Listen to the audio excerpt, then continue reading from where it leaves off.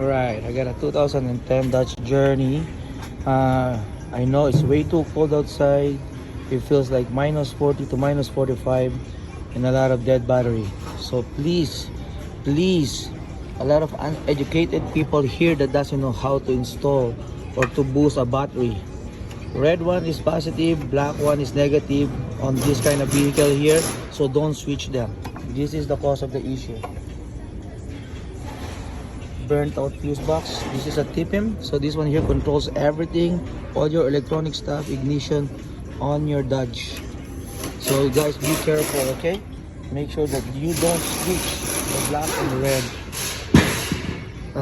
positive and negative wires for your battery, or you will burn your wires like this.